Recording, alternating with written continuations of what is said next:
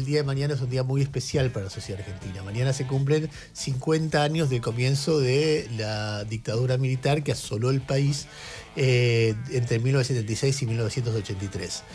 Para todos los que tenemos, no sé, 40 y pico o más, esto fue un episodio histórico tremendamente traumático que atravesó nuestras vidas y que nuestras vidas no serían muy distintas si esa dictadura no hubiera existido. Para que tengamos algún tipo de compromiso político, de chicos, etcétera, esto nos marcó doblemente porque tiene que ver con una experiencia existencial, pero también cuando uno piensa en estos 50 años, piensa en la construcción de una sociedad más libre.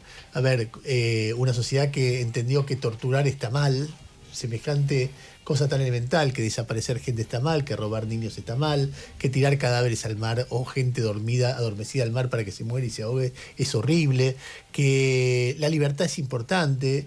Y después otras cosas que parece que son menores, pero no son menores, que si uno deja de amarse se puede divorciar de alguien, que si uno se enamora de alguien del mismo sexo se puede casar con esa persona, y así sucesivamente de cosas que si una persona piensa distinto que un gobierno, no tiene por qué perseguirla, ni matarla, ni cerrar el medio de comunicación donde publica. No sé, que una persona que piensa distinto no tiene por qué irse del país, ni ser encarcelada, no sé, cosas elementales que hoy por suerte las damos por hecho como quien respira y no se da cuenta que está respirando, pero que hubo una época en la Argentina, antes de 1983, que no era lo que ocurría. Ahora, esto que estoy contando, lo vivimos todos como sociedad. Quiero agregar una cosita. Mañana hay una marcha muy importante, que es relevante que vayas, porque es el lugar donde vamos a encontrar todos los que creemos en estas cosas que yo acabo de describir, que estoy seguro que somos la mayoría de la sociedad argentina. La inmensa mayoría. Lo que pasa es que ahora en el poder hay alguna gente que no cree en eso, que cree que lo que pasó fue otra cosa que lo que pasó, que estuvo justificado, salvo en algunos casos, todo lo que se hizo. Y me parece que es un momento para reencontrarnos lo que creemos en la libertad de verdad, no la libertad de la que habla el gobierno, sino queremos realmente en el derecho de los seres humanos a ser libres y hacer lo que se les parezca con su vida sin que sea ser torturado o asesinado o todas esas cosas que pasaron. Decía que a muchas personas nos atravesó como argentinos esto, o como personas que tenemos una escala de valores o que nos comprometimos de una manera u otra, desde miradas que por ahí son alternativas y diferentes en la construcción de una sociedad democrática, pero a algunas otras personas esto los atravesó mucho más directamente. Yo le pedí a Pablo Semán que se quedara porque conozco algo de su historia. Pablo y su hermano Ernesto son hijos de un desaparecido. Y se sumó a nuestra mesa también Mariana San Martino. Mariana yo no sé si ustedes se enteraron, probablemente sí, y si no les cuento, pero que la semana pasada ocurrió un hecho increíble, que es que el equipo argentino de antropología forense, que es un equipo de especialistas de renombre mundial, que inició una disciplina a nivel mundial a partir de su capacidad para investigar restos humanos y deducir de los restos que quedan de quiénes eran esos restos. Y la semana pasada en Córdoba ocurrió que el trabajo de ellos permitió identificar, creo que en una fosa común, ¿no? Ahora mismo me contás, Mariana, la identidad o dónde están los cuerpos de otros desaparecidos. Estamos hablando de alrededor de 50 años después de su desaparición. Y entre esos restos identificados están los restos de la tía de Mariana, o de dos tías, de una. Bueno, contale vos, Mariana, dale. Vas a ser más precisa. Empezá por donde vos quieras. Sí, entre esos, bueno, la noticia fue que se identificaron 12 restos, pero en realidad quiero decir algo que no se dice mucho, que en realidad son 13, tenemos 13 personas identificadas, 12 a partir de restos humanos muy pequeños, y uno a partir de una medalla que se encontró que pertenece a Graciela Geuna, que es sobreviviente de la Perla y que está en la causa, en el colectivo de querellantes, que yo también formo parte, y que pude identificar que esa medalla la tenía puesta su marido, que está desaparecido, que se llama Jorge Omar Cazorla, que si bien no hay un hueso, una identificación genética, esa medalla lo dice todo, ¿no? Y en el caso nuestro, yo tengo tías mellizas desaparecidas, Adriana Carranza y Cecilia Carranza. ¿Hermanas de tu mamá o de tu sí, papá? De mi mamá. Las hermanas menores de mi mamá tenían 18 años, mi mamá es la mayor, les llevaba 19 años cuando ellas nacieron. ¿Tu mamá vive? Mi mamá vive y acaba de cumplir 88 años. Imagino lo que debe ser para tu vieja esto, ¿no?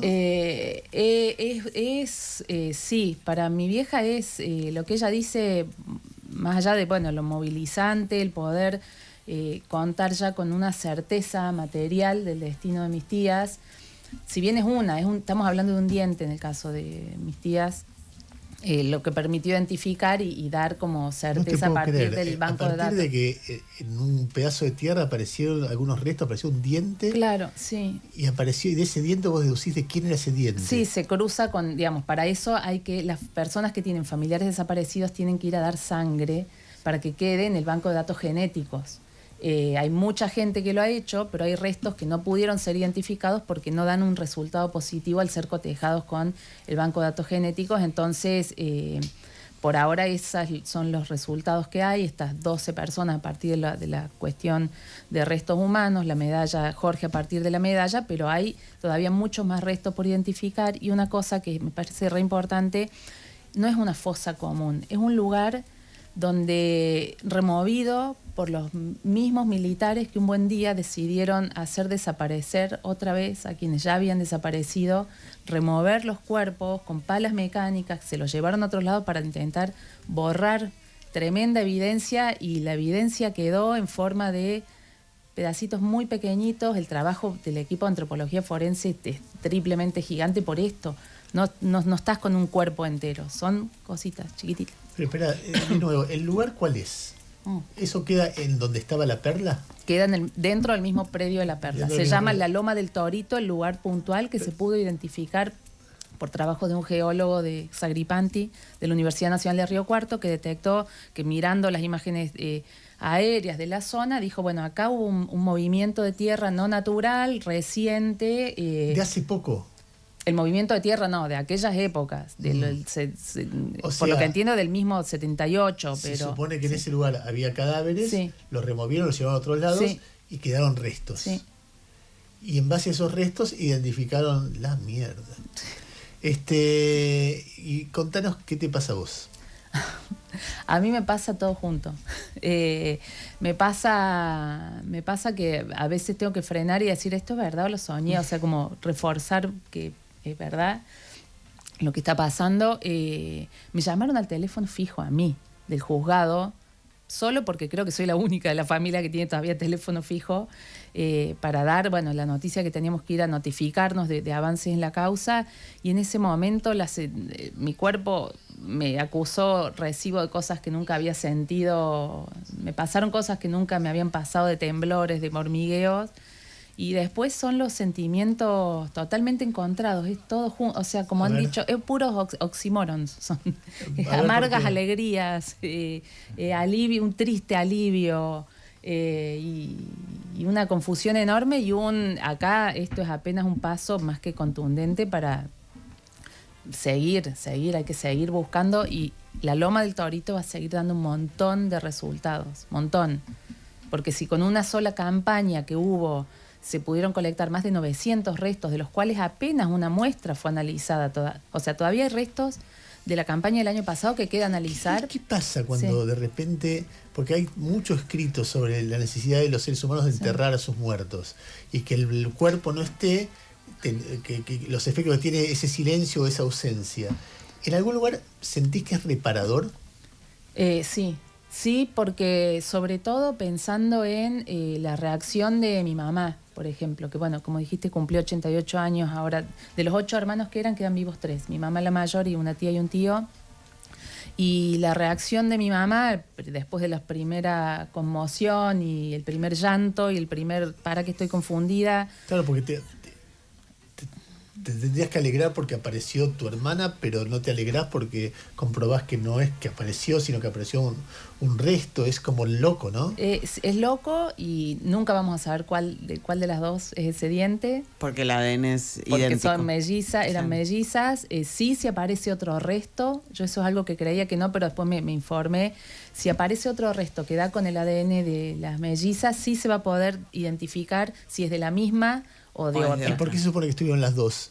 Porque se las llevaron juntas la madrugada del 5 de mayo de 1976, una patota del ejército las secuestró y las desapareció de la pensión donde ellas vivían en Córdoba. Eran estudiantes universitarias de la Universidad Nacional de Córdoba. Hacía un año, ellas en el 75 habían ido desde San Francisco, donde nacieron, a Córdoba, y esto fue en mayo del 76. Se las llevaron juntas y todo indica que el final seguro fue juntas, pero bueno. ¿Vos llegaste a conocer a tus tías? Yo tenía 1 año, pero yo digo que las conozco a través de los relatos de mis hermanas que se llevaban muy pocos años y eran como las ídolas. O sea, hay mucho relato que me arma a mí una imagen casi, o de las ganas que me dan de haber estado ahí. O sea, vos tenés hermanas un poquito mayores que tenían la misma edad de... Sí, mis hermanas tenían 12, 13 y 14 años. Tu mamá era mucho más grande que ellas, con lo cual tenía hija de la edad de ellas. Claro, exacto. Y compartían un montón, y el póster de Rafael pegado en la pieza, y los bikinis de crochet, y la onda que tenían. Al lado tuyo está Pablo Semán, que Pablo, yo no sé, tu papá fue desaparecido, pero no se encontró el cuerpo, no sabe nada. ¿Qué te da ganas de contar? No sé, pensaba en la pregunta que le hiciste recién a ella. Pasa que no pasa, ¿no? ¿Qué es lo que te pasa? Pasa que no pasa. Me acuerdo alguna vez conversando con mi hermano, él me dijo una frase que a mí me queda grabada, que es, Ernesto me dice, con esto pasa que aunque te pongas un almacén en Tokio, no lo podés dejar atrás, ¿no?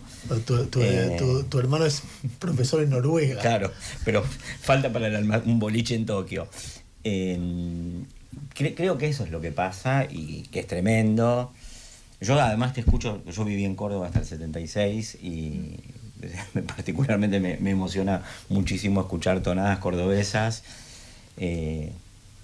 No sé, yo quisiera decir algo más en general, porque personalmente me angustia mucho. Hablábamos del 24 de marzo del 76 y de las nuevas generaciones y de que nosotros ya somos grandes y los que vivimos la dictadura vamos quedando pocos y se va perdiendo la conexión directa con esa experiencia y cada generación reescribe la historia. Estamos en un momento en que está un gobierno que no solamente niega lo que sucedió, sino que incluso lo reivindica y dice tendría que haber sido peor, para ellos tendría que haber sido mejor. Y a mí me parece que este es un momento muy raro de la historia, por lo menos en lo que veníamos, en la curva de los últimos años. Y yo creo que no nos tenemos que tomar las ofensas que produce este gobierno cuando hace estas acciones, más que como la oportunidad de reponer una historia de la que nosotros tenemos que dar cuenta, ¿no? Entonces cuando dicen, sí, bueno, pero ¿qué pasaba antes del 76? Bueno, una de las cosas que pasaba antes del 76 es que hubo los bombardeos del 55, que además fueron 2, ¿no? O sea que me parece que los que tenemos cierta edad, yo soy bastantes años más grande que vos, tenemos que dar ese testimonio que sí implica dialogar con, por ejemplo, adolescentes que desafiantemente nos dicen algunas cosas y tomar eso no como una ofensa personal, sino como la oportunidad de reponer una historia. Ayer Emil Semoller, o antes de ayer, no me acuerdo, que es una sobreviviente de los Noches de los Lápices, dijo, tenemos que decir las mismas cosas con otras palabras. Y yo estoy totalmente de acuerdo con eso. Y Manuel Becerra también, en una nota maravillosa que hizo en Anfibia, un poco decía este argumento que yo acabo de decir, que se lo estoy copiando a él porque no es mío el argumento. Sí, por ayer, digamos, estaba pensando en esto mismo, pero él decía, en las aulas, ¿no? Donde los alumnos nos preguntan, bueno, hay que tomar esa oportunidad para poder, digamos, anudar y seguir anudando esa historia, y ahí sí vuelvo a lo personal, de que no termina de pasar. Pregunta, cuéntemelo como les parezca, ¿cómo hace uno para ir hacia adelante sin dejar de tener el peso del pasado? ¿O de qué manera? Porque uno decía, bueno, hay que ir para adelante y punto. Otro dice, no, es que vos dejás de ser quien sos y vas para adelante y punto. Pero tampoco te podés quedar como con la identidad de algo que pasó antes. O sea, hay algo de interacción entre el pasado y el futuro que cada cual lo procesa como puede, como le parece. Es muy difícil desde afuera. Pero ¿cómo lo vivís vos, Mariana? Es que ese pasado es parte constitutiva del hoy nuestro y será del futuro, digamos. Más allá de como uno lo viva, eso está. Lo hablamos mucho con mis primas, con las que somos más chicas y no tenemos recuerdos. Sí podemos hablar en carne propia de cómo atravesó la crianza de todas y cómo nos atraviesa el hoy. Así que aunque uno no quiera, el pasado está. Y yo creo que es tomarlo como impulsor, no como una mochila de piedras y quedarte como enredada allá atrás, sino para que te permita mirar para ¿Son adelante. mujeres en tu familia? Las mellizas, tus hermanas, tu mamá, vos. Sí, no, hay muchas, la mayoría, la mayoría somos mujeres y como pasa en muchas cosas, por ahí las más activas somos mujeres, ahora que lo mencionas. Bueno, en la lucha por los derechos humanos, abuelas, las madres y madres. Abuelas son mujeres y sí, muchas mujeres.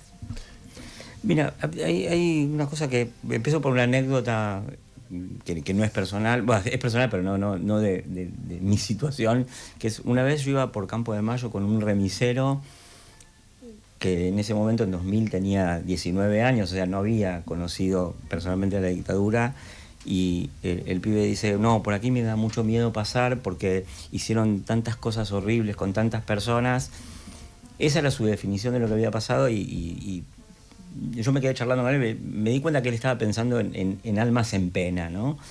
Y yo creo que la estrategia de las desapariciones, del decreto de Noche y Niebla, que fue primero pensado por los nazis, aplicado por los nazis, traído como idea por Juan Aleman a la Argentina en el año 74, donde dijo tendríamos que hacer las cosas en Noche y Niebla, fue una inyección subcutánea de terror que todavía es activo en la sociedad argentina. Y traigo esto a colación por lo que vos preguntabas sobre cómo se procesa eso, porque una cosa es cómo lo hace una sociedad, y yo creo que bueno, la sociedad en buena parte sigue prisionera de ese miedo. Creo que incluso la estrategia represiva del gobierno, que no es la de la dictadura, pero consiste en reactivar esa inyección subcutánea de terror y incrementar el costo de la protesta, por lo cual yo creo que mañana hay que ir a Plaza de Mayo. Y después hay una cuestión más personal, perdón que voy a ser cursi en esto, pero hay una idea de Sabina que es que hay que vivir entre el olvido y la memoria, ¿no? Y yo personalmente agradezco muchísimo a mi padre, a mi abuelo y a mi mamá que nos permitieron tener nombres propios, ¿no? Y ir para adelante. Entre el olvido y la memoria, qué dilema, ¿no? Porque uno dice, ¿cómo hace? Porque el olvido ayuda y la memoria también. ¿Cuál es la proporción? Hay que vivir exacta? ahí, me parece que hay que vivir ahí, no elegir, ¿no? Sino estar transicionando entre una cosa y otra. Incluso socialmente, ¿no? Porque lo estamos hablando a nivel personal, pero a nivel social es algo que todavía nos cuesta procesar y todo el tiempo está reapareciendo. Por eso creo que hay que hacer consciente lo inconsciente, perdón, de la psicologización de la situación, en el sentido de que esa inyección subcutánea de terror que propició la dictadura tiene que ser elaborada. Parte de las políticas de memoria tiene que ser una política de hacer consciente lo inconsciente para dejar atrás lo que hay que dejar atrás. Que a mí unas cosas de política de memoria que me parecen más inteligentes es el Parque de la Memoria de la Costanera. Por una cuestión muy elemental, es muy lindo. Es muy lindo. Entonces vos vas ahí y tenés un momento espectacular que vas a hacer un picnic y de repente estás rodeado de placas con desaparecidos, una escultura que está ahí en el medio del río que hace referencia. Entonces cualquier persona que va a pasar, asocias un día lindo con la memoria histórica, no con una cosa como más exigente, más oscura, más dolorosa. Pero estoy diciendo por decir algo, ¿no? No. Decime, Mariana. Perdón que te interrumpí. No, es que me parece que es importante y es la forma de tener presente ese pasado. Yo celebro, a mí me encanta cómo explota este año la cantidad de talleres de bordado. Yo estuve un rato bordando en la ex ESMA.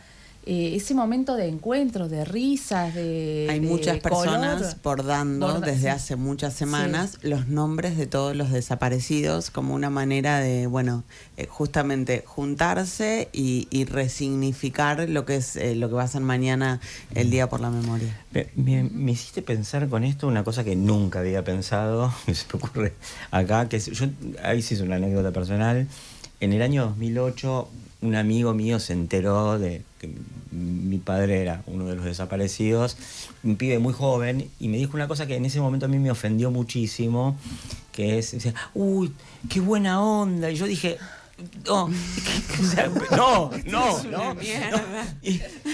Pero pienso ahora, por esto que vos decís, que loco, ¿no? en las generaciones posteriores uno tiene que producir un alivio, tiene que promover un conocimiento, promover una responsabilidad, hacer tangible lo que fue aquello, pero al mismo tiempo... yo lo digo porque, por ejemplo, cuando vos y yo éramos jóvenes, en el año 83, pero yo ya tenía experiencia política, porque la heredaba, el siluetazo me pareció casi una ofensa, ¿no? Yo me identificaba con la posición de Bebo Bonafini, que decía los militantes de los derechos humanos son los militantes yogur, y yo me ponía casi en una exposición de vieja guardia ortodoxa a los 17 años. Pero creo que la cadena de la memoria incluye este procedimiento en el cual sí producir alivio, que está bien, ¿no? No sé, me hiciste pensar eso. Que no sea todo tan duro, tan duro. Parte de ese vivir entre el olvido y la memoria, ¿no? Hay que tener conocimiento, hay que tener responsabilidad, hay que resguardar un legado, pero tampoco uno tiene que vivir en la opresión constante porque aparte, si no, finalmente el éxito, eso es el éxito de la política represiva, que es no podemos hacer nada porque puede pasar algo. 11:03 de la mañana. Mariana, Pablo estuvieron con nosotros. Gracias por haber venido. Mañana es 24 de marzo del año 2026. 50 años después del inicio de la dictadura militar.